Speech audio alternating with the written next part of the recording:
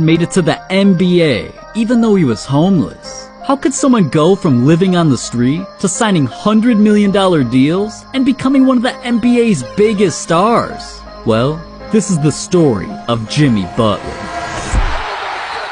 Jimmy's the last person you'd expect to have been homeless, because he was just an innocent kid growing up in one of Texas's richest cities. But at just 13 years old, his life came crashing down.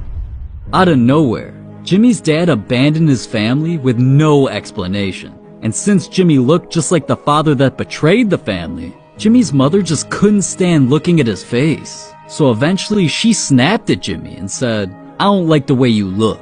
You gotta go," and kicked him to the streets. My mom kicked me out of my house, to tell you the truth. I bounced in and out of guys' houses in high school.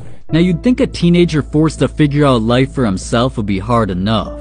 But Jimmy's obstacles toward NBA stardom were about to get even harder. See, any day he couldn't crash at his friend's house, he'd just roam the streets. And being homeless in the Texas heat would be brutal for anybody, but especially Jimmy.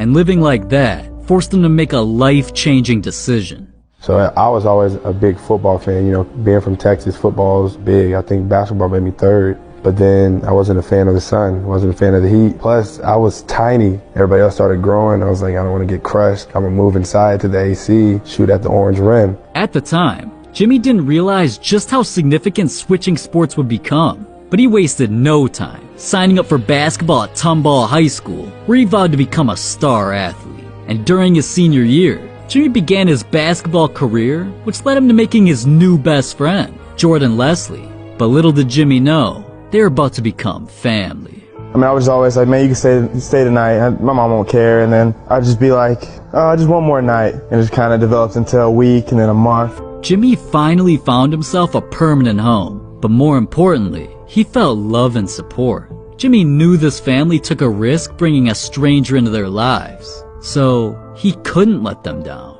And for the first time in Jimmy's life, he had hope.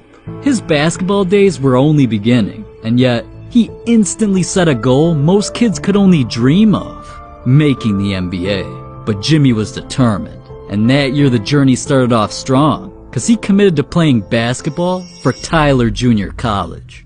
I remember the first time walking down this bad baby. I know I ended the game with 33 points. And with that 33 points, I was asking myself, is this real? Can I really score 33 points on a nightly basis? And then the next time I came out, 35 points. So I knew that I belonged here. This is where it started for me.